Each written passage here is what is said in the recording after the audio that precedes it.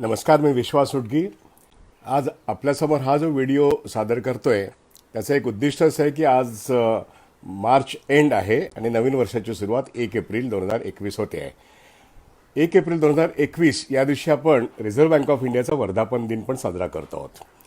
1 April 1935 साली reserve bank of India स्थापन झाली आणि या रिझर्व्ह बँक ऑफ इंडियाने भारतीय इतिहासामध्ये अत्यंत महत्त्वाची भूमिका अदा केलेली आहे. म्हणजे स्वातंत्र्य आपल्याला 1947 साली जरी मिळालं असलं तरी त्या आधी 1935 सालापासून रिझर्व्ह बँक ऑफ इंडियाची स्थापना ब्रिटिश कालखंडात झाली आणि ती एक फार मोठी लोकशाही प्रक्रिया. ब्रिटिश राज्यकर्ते जे भारतात राज्य करत होते आणि भारतातले जे बुद्धिजीवी होते, भारतातले जे ज्याला आपण म्हणू अर्थतज्ञ होते, राजकीय नेते होते, यांच्यावर एक फार मोठं विचारमंथन झालेलं आहे. आणि डॉक्टर बाबासाहेब आंबेडकरांनी जो प्रॉब्लेम्स ऑफ रुपी हा जो एक अत्यंत महत्त्वाचा ग्रंथ लिहिला त्याच्यातून रिझर्व्ह बँक ऑफ इंडिया ही कल्पना साकार झाली. आणि मग बँकांची बँक एक रेग्युलेटरी बँकिंग सिस्टम असावी, अर्थात जगभर ह्या कल्पना असल्या तरी डॉक्टर बाबासाहेब आंबेडकरांनी ह्या जेव्हा कल्पना मांडल्या तेव्हा त्याचं जगभरात स्वागत झालं. त्यामुळे बँकांचं नियंत्रण करणारं आणि अर्थव्यवस्थेमध्ये एक महत्त्वाची भूमिका सरकारच्या बरोबरीने निभावणारी अशी संस्था ही असली पाहिजे आणि ती कायद्यान्वये गठीत असली पाहिजे. त्यामुळे ब्रिटिशांच्या कालखंडात 1935 साली 1 एप्रिलला रिझर्व्ह बँक ऑफ इंडिया स्थापन झाली आणि 47 सालापर्यंत आपण बघतो की निश्चितच ब्रिटिशांचं साम्राज्य होतंच, पण त्या काळामध्ये जो पाकिस्तान किंवा बांगलादेश किंवा अगदी आपण म्हणू शेजारचा भूतान, नेपाळ, बर्मा आणि अगदी सिलोनसुद्धा, या सर्वांचं रिझर्व्ह बँक ऑफ इंडिया हे एक बँकिंग रेग्युलेटर म्हणून काम करत होतं. आणि 1948 साली म्हणजे स्वातंत्र्यानंतर सुद्धा 1 ते 1.5 वर्ष ही अरेंजमेंट होती की रिझर्व्ह बँक ऑफ इंडियाने ज्या पाकिस्तानसारखा देश असेल किंवा आता म्यानमार ज्याला आपण म्हणतो, बर्मा असेल, सिलोन असेल, यांचं बँकांचं रेग्युलेशन त्यांनी वर्ष दीड वर्ष बघावं ही व्यवस्था होती. आणि ही एक अरेंजमेंट होती. अशा परिस्थितीमध्ये रिझर्व्ह बँक ऑफ इंडियाने अत्यंत महत्त्वाची कामगिरी केलेली आहे. रिझर्व्ह बँक ऑफ इंडिया म्हटल्यानंतर आपल्यासमोर एक काही महत्त्वाच्या गोष्टी येतात त्या अशा की बँकिंग रेग्युलेशन ॲक्ट 1948 हे भारत स्वतंत्र झाल्यानंतर निर्माण झालेला पहिला कायदा. आणि बँकिंग रेग्युलेशन ॲक्ट 48 नंतर संपूर्ण बँकांचं नियंत्रण, मग त्या खाजगी बँका असतील, त्या काळात सार्वजनिक क्षेत्रातल्या बँकाच नव्हत्या, सार्वजनिक क्षेत्रातली बँक अशी कोणतीच नव्हती, परंतु रिझर्व्ह बँक ऑफ इंडिया जन्माला आलेली होती. त्यामुळे बँकांचं रेग्युलेशन करण्याकरता एक कायदा असावा आणि रिझर्व्ह बँक ऑफ इंडिया हे त्याचं रेग्युलेशन करेल, या दोन गोष्टी भारत सरकारच्या धोरणांतर्गत निर्माण झालेल्या आहेत. त्यामुळे या गोष्टीला महत्त्व आहे.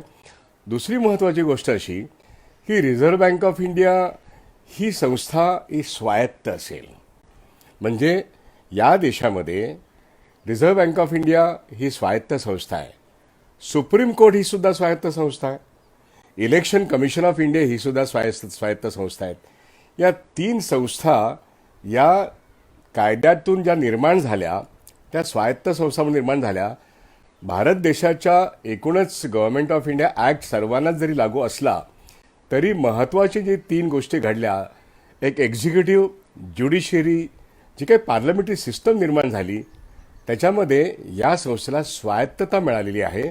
आणि म्हणून पार्लमेंटशी संबंध जरी असला, अर्थव्यवस्थेशी संबंध जरी असला, तर निर्णय प्रक्रियेमध्ये रिझर्व्ह बँक ऑफ इंडियाला, सुप्रीम कोर्टाला निश्चितपणे एक स्वायत्तता होती, जशी आज इलेक्शन कमिशनला आहे. तर या संस्थांचं 70 वर्षानंतर जी काय आजची परिस्थिती आहे त्याचा आपण काय झालं हे पाहूया. परंतु स्वायत्तता ही कायद्यान्वये आहे आणि ही स्वायत्तता निश्चितपणे रिझर्व्ह बँक ऑफ इंडियाच्या बाबतीमध्ये त्यांनी अत्यंत काटेकोरपणे पाळलेली आहेत. आणि महत्त्वाची फंक्शन जी रिझर्व्ह बँक ऑफ इंडियाची ती आज जेव्हा खूप चर्चेमध्ये येत आहेत, पण महत्त्वाची फंक्शन हीच की अर्थव्यवस्थेमध्ये क्रायसिस, संकट निर्माण झाल्यानंतर किंवा संकट निर्माण होऊ नये अशा तऱ्हेने अर्थव्यवस्थेचं संचालन करणं हे अर्थातच देशाच्या अर्थमंत्र्यांचं किंवा जी काही आर्थिक धोरण ठरवणारी संस्था असेल त्यांचं, मुख्यतः भारत सरकारचं ते धोरण असेल.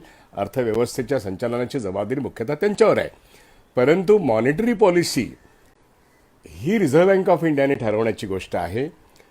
चलनवाढ रोखणं, महागाईवरती नियंत्रण आणणं आणि मग आत्ता आपण दर 2 महिन्यांनी एक मॉनिटरी पॉलिसी डिक्लेअर करतो ती एकूणच या देशामध्ये एकूण चलनवलन किती आहे, महागाई किती आहे, म्हणजे एकूणच चलन याचा अर्थ नोटा, करन्सी या मार्केटमध्ये किती आहेत आणि किती असायला पाहिजेत आणि किती असावेत याबद्दल नियम आहे की आपल्याकडे सोन्याचा साठा किती आहे त्याच्या प्रमाणात आपण नोटा छापू शकतो किंवा नाणी मिंटिंग करू शकतो किंवा नाणी पाडू शकतो.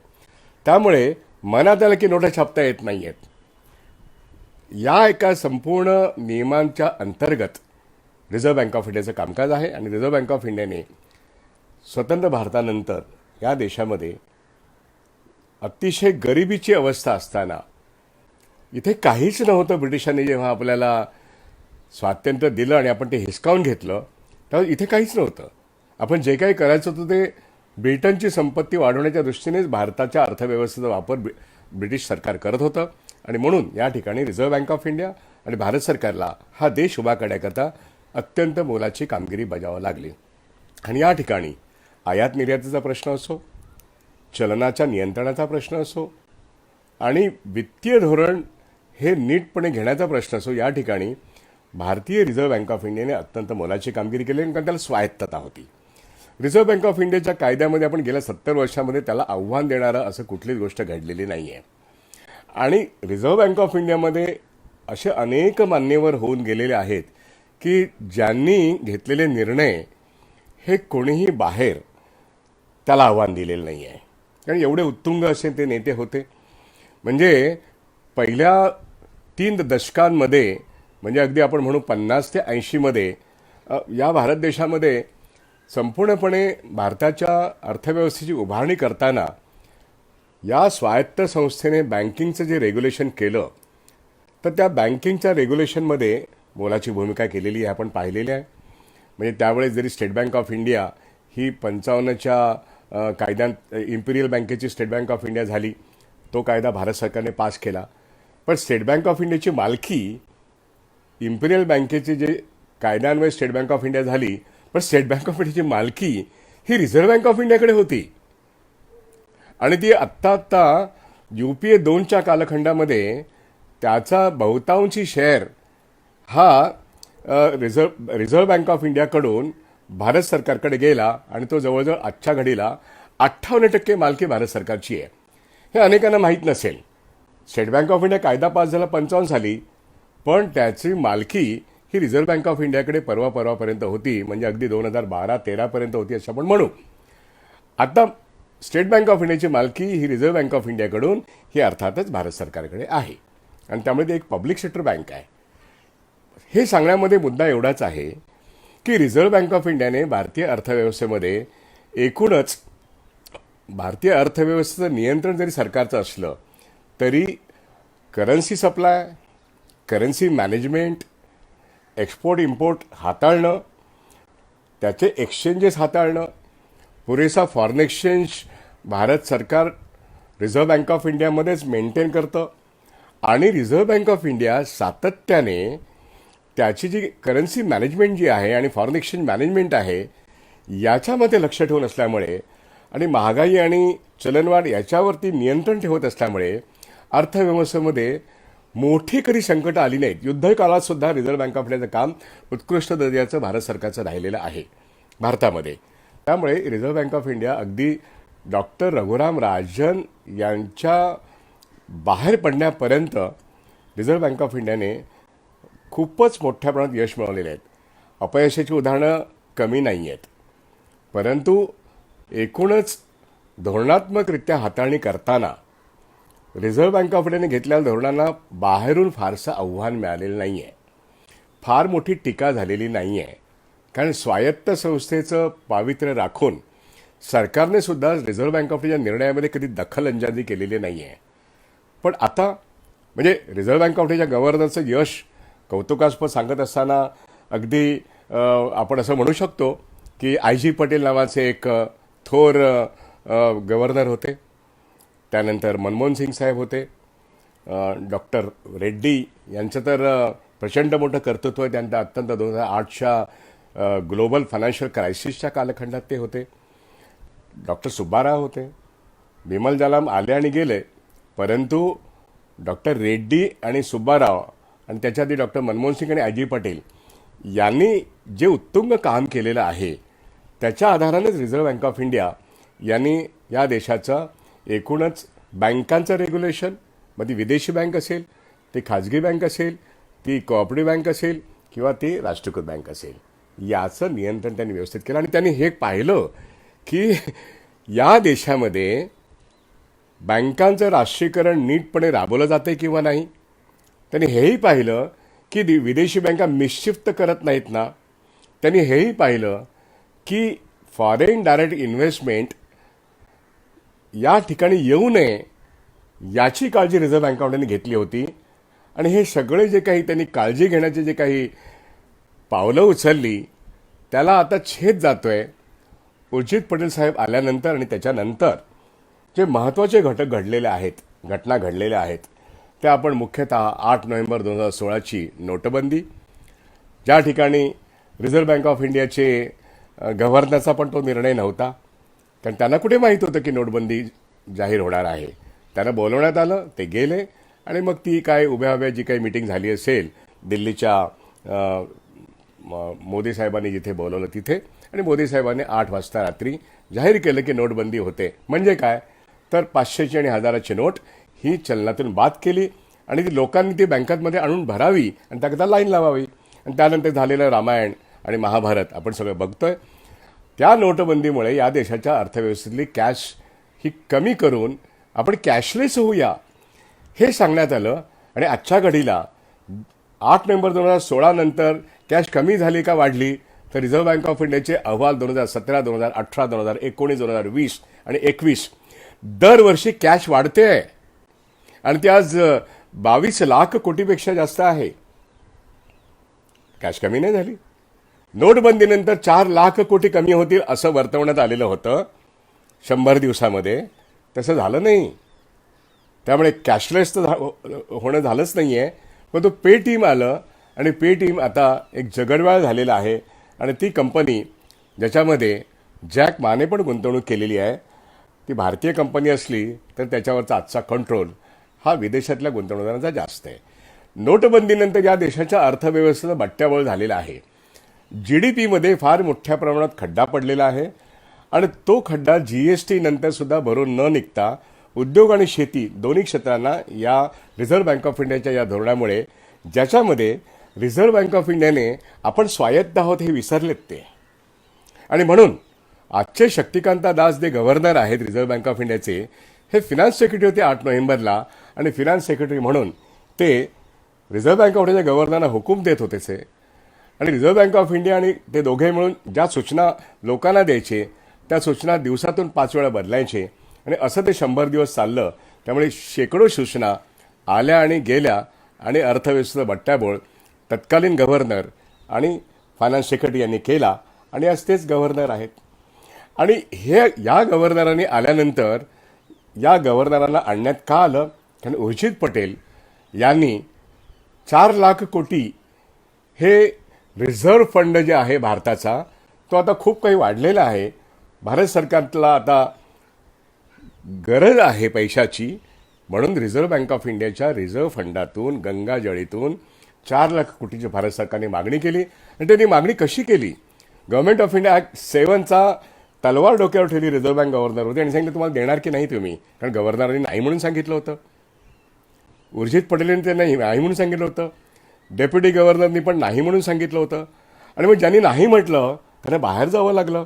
बाहेर जाण्यासाठी जे वातावरण निर्माण करण्यात आलं, जे प्रेशर निर्माण करण्यात आलं, आपण सगळंच बघतो. त्यामुळे रिझर्व्ह बँक ऑफ इंडियाची स्वायत्तता हा प्रश्न जो पहिल्या 70 वर्षामध्ये अत्यंत महत्त्वाचा होता आणि म्हणून रिझर्व्ह बँक ऑफ इंडियाने अत्यंत कौशलपूर्वक भारत सरकारची अर्थव्यवस्था त्यांना जो भूमिका होती त्या भूमिकेत सांभाळली ती या ठिकाणी त्याला नख लागलेलं. रिझर्व्ह बँक ऑफ इंडियाला बिमल जालान यांना आणून शक्तिकांता दास यांना बिमल जालान यांची शिफारस आली आणि त्या शिफारशीमधून 4 लाख कोटी त्यांनी नाही दिले, परंतु 1.76 लाख कोटी दिले. ते आपण पाहिलं मागच्या वर्षी बजेट सादर झालं आणि त्यानंतर संपूर्ण इंडस्ट्री ज्या ठिकाणी त्याला डिमांडच नाही, त्यामुळे उद्योगपतीने दबाव आणल्यानंतर त्यांना त्यांचे टॅक्स कन्सेशन देण्यात आले आणि जवळजवळ 1.5 लाख कोटीच्या उत्पन्नावरती पाणी सोडून त्यांना त्या 1.76 लाख क्रोर्स जे रिझर्व्ह बँक ऑफ इंडियाच्या गंगाजळीतून उचलले भारत सरकारने बिमल जालान कमिटीच्या शिफारशीप्रमाणे ते शेवटी मोठ्या कॉर्पोरेट उद्योगपत्यांना देण्यात आले. शेवटी बिमल जालान तरी कोण? आज राज्यसभा सदस्य असतील, पण ते रिझर्व्ह बँक ऑफ इंडियाचे गव्हर्नर होते. पण त्यांनी भारत सरकारच्या या हुकमाला मान तुकवली आणि म्हणून आधीचे गव्हर्नर आणि रघुराम राजन असेपर्यंत नोटबंदीला त्याला विचारण्यात आलं तसं म्हणतात, पण ते खरं आहे का नाही याची कल्पना नाही आहे. पण उर्जित पटेलांनी त्याला नाही म्हटलेलं नाही ही वस्तुस्थिती आहे. आणि अशा परिस्थितीमध्ये RBIच्या स्वायत्ततेला धक्का लागण्याची गोष्ट आता घडलेली आहे. 85 वर्ष झालेली आहेत. आज RBI हे सरकारच्या एकूणच आर्थिक व्यवस्थेमध्ये ते जशी आज आपण पाहतो एक साधन झालंय, एक वेपन झालंय, एक इन्स्ट्रुमेंट झालंय की reserve bank of India has become an instrument in the hands of the government. त्यामुळे गव्हर्नरची स्वायत्तता निर्णय घेण्याची आता नाही आहे. त्यांची सर्वाधिकार जे होते इंटरेस्ट रेट ठरवण्याचे, 3 माणसांची कमिटी आता 6 माणसांची झाली. सरकारची 2 माणसं बसतात. त्यात चुकीचं काही नाही आहे. परंतु लोकशाहीच्या नावाखाली सरकारचा मनुष्य येऊन तिथे निर्णय घेतो आणि रिझर्व्ह बँक ऑफ इंडियाच्या गव्हर्नरला मम म्हणायला लागतं. अशा तऱ्हेने सरकारचा हस्तक्षेप रिझर्व्ह बँक ऑफ इंडियाच्या निर्णय प्रक्रियेत झालेला आहे आणि तो सातत्याने 2016 पासून होतोय हे आपण पाहिलेलं आहे. आणि रिझर्व्ह बँक ऑफ इंडियाच्या 2015च्या जो काय फायनान्शियल स्टॅबिलिटी रिपोर्ट होता रघुराम राजन यांच्या कालखंडात, त्याच्या रिपोर्टनंतर आम्ही बँकांच्या कर्जाची वसुली करतो आणि त्यावेळी जवळजवळ 22 लाख कोटीचा न वसूल झालेली कर्ज होती, ती वसूल करण्याकरता ज्या पद्धतीने मांडणी करण्यात आली, त्यामुळे बँकांचं कन्सॉलिडेशन म्हणजे विलिनीकरण आणि त्यानंतर बँकांचं खाजगीकरण या प्रक्रियेला बँक सुधारणेच्या नावाला जी गती देण्यात आली, त्यातून बँकांचं रेग्युलेशन करणारी रिझर्व्ह बँक ऑफ इंडिया आज बँकिंग व्यवस्थेच्या नाशाला कारणीभूत आहे. आणि याला आत्मनिर्भरतेचं धोरण जर म्हणायचं असेल त्यांनी म्हणू दे, परंतु reserve bank of India as a regulator म्हणजे नियंत्रक नियामक म्हणून बँकिंग व्यवस्था ते कशा पद्धतीने कंट्रोल करतायत याबद्दल आता अनेक अर्थशास्त्रज्ञ आणि राजकीय नेते बोलत नाही आहेत. परंतु आपण बघतो 2016 नंतर नोटबंदी फसलेली आहे, अर्थव्यवस्था ढासळलेली आहे. कोरोनाच्या आधी आणि कोरोनाच्या नंतर अशा वेळेस रिझर्व्ह बँक ऑफ इंडियाचं धोरण हे इंटरेस्ट रेट कमी केल्यानंतर आज आपण बघतो लोकांचं उत्पन्न कमी होत असताना व्याजाचं उत्पन्न पण कमी होत आहे. सर्व सिनियर सिटीजन्स ज्यांना 2015 किंवा 16 जे व्याजदर 8 किंवा 9 किंवा 10 मिळत होते किंवा 11 पर्यंत मिळत होते, त्यांना आज 5 किंवा 6% व्याजदर मिळतोय. कर्जावरचे व्याज कमी करून सुद्धा ते आता 7% आले. अगदी घर कर्ज सुद्धा 6.76 किंवा 75 आले किंवा 7% आले. पण ठेवींवरचे व्याजदर आज इतके घसरलेले आहेत की ते 4% आणि 7.5% झालेले आहेत. फिक्स्ड डिपॉझिटवरती सुद्धा 5% व्याजदर आलेले आहेत. या देशामध्ये सिनियर सिटीजन्स ह्या पहिल्या किंवा आपण असं म्हणू की विशेष करून 2000 नंतर सिनियर सिटीजनची संख्या वाढलेली आहे. या सगळ्या पेन्शनरांची आज जी पेन्शन आहे त्याच्यावरचं उत्पन्न घटलेलं आहे. एकूणच रोजगारी नवीन निर्माण होतच नाही आहे, बेरोजगारी वाढलेली आहे आणि बँकांची कर्ज वसूल होत नाहीत. तर ती कर्ज वसूल करण्यासाठी रिझर्व्ह बँक ऑफ इंडियाने काय पावलं उचलावीत? तर NCLT सारख्या ट्रायब्युनलमधून त्यांना 100 रुपयातून 15 रुपये वसूल करता येत नाही. आणि म्हणून रघुराम राजन असताना त्यांनी सुप्रीम कोर्टामध्ये एका सील्ड कव्हरमध्ये जे काय नोट दिली आणि त्याच्यामध्ये टॉप जे काय 25 अकाउंट्स होते त्या 25 अकाउंट्सचे 9 लाख कोटी रुपये वसूल करायचे होते. किती वसूल केले 4 वर्षामध्ये? अरुण जेटली साहेब किंवा निर्मला सीतारामन आज सांगत असतील की 4 लाख कोटी वसूल केले, पण ते 22 लाख कोटीमध्ये ही जी काही मोठी नावं आहेत, मग ते SR शेठ असतील किंवा विजय मल्ल्या असतील किंवा ज्याला म्हणू आपण महाराष्ट्रातले दिल्लीतले मोठमोठे बिल्डर्स आहेत, मोठमोठ्या स्टील कंपन्या आहेत, पॉवर कंपन्या आहेत, या सर्वांची जर नावं काढली तर टॉप 100 टॉप 400 आम्हीच लोकांनी मार्केटमध्ये जाहीरपणे हे विलफुल लोन डिफॉल्टर आहेत हे म्हणून माध्यमांना दाखवली आहेत. पण रिझर्व्ह बँक ऑफ इंडिया यांची नावं जाहीर करत नाही, त्यांचे कर्ज पण वसूल करू शकत नाहीत. आणि कर्ज वसूल करण्याचा कायदा त्यांनी स्वतः हातात घेतलेला होता. म्हणून रिझर्व्ह बँक ऑफ इंडियाच्या भूमिका ना कर्जवसुलीला उपयुक्त, त्यांनी ज्या काही कर्जवसुलीच्या भूमिका घेतल्या त्या कर्जमाफीच्या होत्या. आणि त्यांनी कर्जांवरच्या व्याजदरामध्ये कमतरता करत असताना कर्ज वाढलं का, छोट्या उद्योगांना कर्ज मिळालं का, याचं उत्तर गेल्या 4 वर्षात दिसतंय की सर्व छोटे उद्योग म्हणजे 6,20,00,000 एवढे छोटे उद्योग आत्ता मरणासन्न झालेले आहेत. हे कर्जाच्या ओझ्यात दबलेले आहेत. त्यांना मदतीची गरज आहे. रिझर्व्ह बँक ऑफ इंडिया त्यांना मदत करू शकत नाही आहेत. बँका त्यांना मदत करण्याच्या क्षमतेच्या राहिलेल्या नाही आहेत. व्याजदर कमी करून लोकांचे ठेवींवरचे व्याजदर कमी झाले, त्यांचं संकट वाढलं. उत्पन्न कमी होत असताना हे उत्पन्न कमी होणं हे अत्यंत धोक्याचं आहे. आणि अनेक ज्यांच्या श्रीमंतांचे पैसे म्युच्युअल फंडात गेले, या अर्थव्यवस्थेला काय म्हणावं? मग चलनवाढ रोखली का? रोजगार वाढला का? फॉरेन एक्सचेंज वाढलं का? आयात वाढली का? आयात कमी झाली का? निर्यात वाढली का? गेल्या 4-5 वर्षामध्ये रिझर्व्ह बँक ऑफ इंडियाचं एकूणच वित्तीय धोरण जे आहे, या धोरणावरती प्रश्नचिन्ह उभं करणं हा एक आहेच मुद्दा. आणि त्या ठिकाणी ही जी काय फेल्युअर आहे, त्यांच्या धोरणांमधलं फेल्युअर, कर्ज वसुलीचं, कर्ज एक्सपॅन्ड करण्याचं, व्याजदर ठरवण्याचं, अर्थव्यवस्था मॉनिटर करण्याचं, याच्यामध्ये सातत्याने बरेच मोठे त्यांनी खड्डे खणून ठेवलेले आहेत. पण रिझर्व्ह बँक ऑफ इंडियाला टीका ही सहन होत नाही. पंजाब आणि महाराष्ट्राच्या एकूणच जो काही कोऑपरेटिव्ह बँकेचं फेल्युअर आहे, त्याच्यामध्ये आज 44 बँका ॲडमिनिस्ट्रेटरच्या अंडर आहेत. त्याचं निमित्त करून आज संपूर्ण कोऑपरेटिव्ह बँकिंग व्यवस्था त्यांनी स्वतः ताब्यात घेतली एका कायद्यान्वये. निर्मला सीतारामन यांच्या जाहीर केलं की आम्ही कोऑपरेटिव्ह बँकांना मदत करतो, पण किंबहुना कोऑपरेटिव्ह बँकांचं रेग्युलेशन आणि सुपरविजन दोन्ही स्वतःकडे ठेवून आता कोऑपरेटिव्ह बँकिंग सिस्टम भारतामध्ये ही संपुष्टात येण्याची परिस्थिती आहे. 1 वर्षाच्या कालखंडात चांगल्या कोऑपरेटिव्ह बँका ह्या स्मॉल फायनान्स बँका होतील, नावं घेण्याची गरज नाही आहे. पण ज्या छोट्या आणि ॲडमिनिस्ट्रेटरच्या अंडर असलेल्या, प्रशासकाच्या अंडर असलेल्या कोऑपरेटिव्ह बँका आहेत, यांना जावं लागेल, त्या बंद होतील. आणि त्या ठिकाणी ठेवीदारांचे हाल जे आहेत, त्या ठिकाणी रिझर्व्ह बँक ऑफ इंडियाने आम्ही विमा 1 लाखाच्या ऐवजी ठेवीदारांना 5 लाखाचा विमा करतो, हे जे काय धोरण घेतलं, याचा अर्थ ज्यांच्या ठेवी कोऑपरेटिव्ह बँकांमध्ये किंवा राष्ट्रीयकृत बँकांमध्ये किंवा खाजगी बँकांमध्ये 5 लाखाच्या वरती आहेत, त्या सर्व ठेवी असुरक्षित झाल्या आहेत. याला रिझर्व्ह बँक ऑफ इंडिया कारणीभूत नाही आहे. कारण रिझर्व्ह बँक ऑफ इंडियाची सबसिडी DICGC 1961 साली ते कायद्यान्वये निर्माण झाली. आणि पूर्वी बँका बुडत नव्हत्या, म्हणून राष्ट्रीयकरण झाल्यानंतर त्या बँका अधिक सुरक्षित झाल्या. पण बँका बुडण्याचा काळ हा 2017-18 मध्ये आणखीन वाढलेला आहे. आणि यानंतर तर बँका बुडणारच आहेत.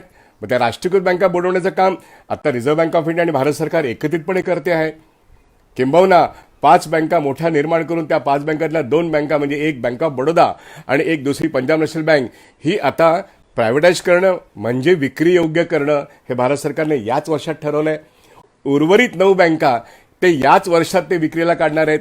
आता IFSC code Dena bank merge झाली. कुठे मर्ज झाली? बँक ऑफ बडोदामध्ये. विजया बँक ऑफ बडोदामध्ये झाली.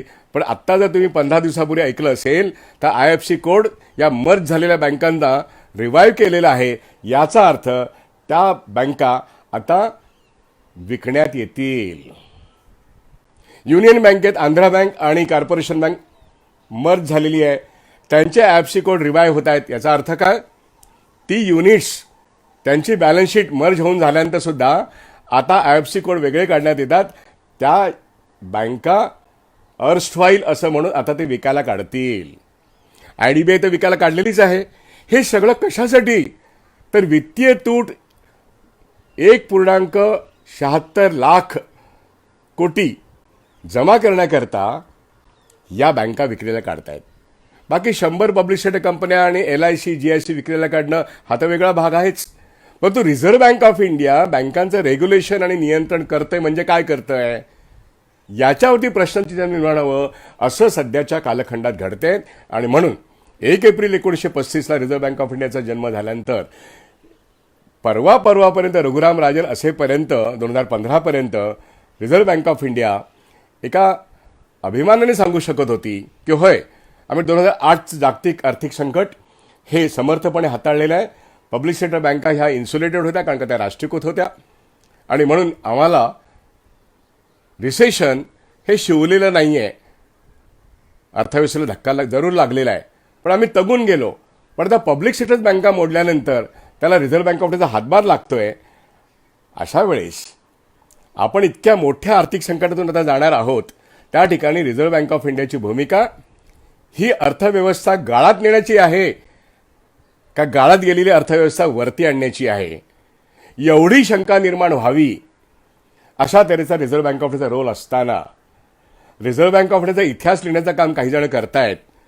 पण रिझर्व्ह बँक ऑफ इंडियाचं इमिजिएट पास्ट आणि इमिजिएट फ्युचर, नजीकच्या भविष्यामध्ये रिझर्व्ह बँक ऑफ इंडिया भारतीय अर्थव्यवस्था ही आपल्या वित्तीय धोरणाच्या चौकटीत राहून करते का भारत सरकारच्या आदेशाप्रमाणे करते. त्यातून आज आपण बघतोय की एकूणच अर्थव्यवस्था याला फार मोठं ज्याला टायटन नावाचं शिप होतं आणि ते समुद्रामध्ये हेलकावे खात होतं आणि त्याला भोग पडल्यानंतर ते कसं गळलं, ते टायटॅनिक शिप त्या पद्धतीने भारतीय अर्थव्यवस्था आहे. आणि रिझर्व्ह बँक ऑफ इंडिया हे टायटॅनिक शिप भारतीय अर्थव्यवस्थेचं हे तारू टिकण्याकरता सावण्याकरता काही पावलं उचलतंय का, असं काही चिन्ह दिसत नाही. आत्ता जे काही आकडे येत आहेत त्याला सपोर्टिंग म्हणून काही रेटिंग एजन्सीज आकडे देत आहेत, याच्यावरती विश्वास ठेवण्यासारखा आता नाही आहे. त्यामुळे पुढच्या वर्षी आम्ही 11% 12% GDP वाढवू असं सांगणारे आज खऱ्या अर्थाने आता आपण 21मध्ये आहोत, आपण उणे 7मध्ये आहोत असं RBI म्हणते आहे. पण तो दुसऱ्या श्वासात म्हणतात की आम्ही 11% वाढणार आहोत.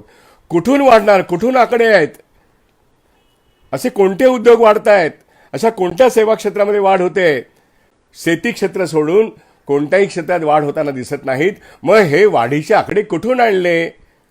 तुमचं एक्सपोर्ट वाढत नाहीये, तुमचं इम्पोर्ट वाढते आहे. तुमचे फॉरेन एक्सचेंजचा साठा कमी होतोय, तो वाढत नाहीये. आणि चलनवाढ आणि महागाई हाताबाहेर जाते, ती 7% पुढे जात आहे.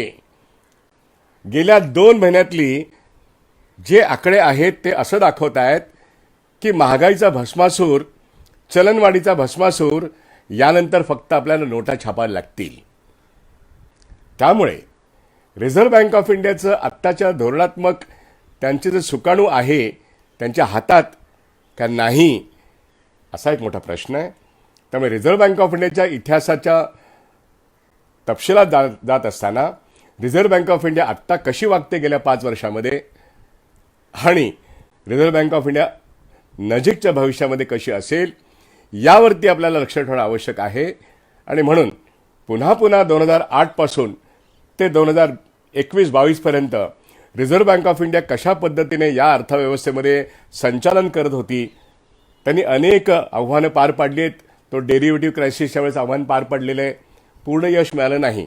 पण फॉरेन बँकांनी ज्या पद्धतीने भारतीय अर्थव्यवस्थेत प्रश्न निर्माण केले तेव्हा डॉक्टर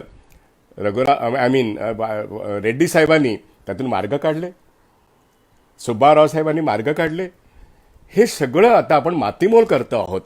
आणि म्हणून रिझर्व्ह बँक ऑफ इंडिया यांच्या सर्व धोरणांच्या बाबतीमध्ये आपल्याला फेरविचार करावा लागेल. ते अर्थव्यवस्थेचे प्रश्न सोडवू शकतात का याबद्दल पुन्हा एकदा नीटपणे चर्चा करण्याची गरज आहे.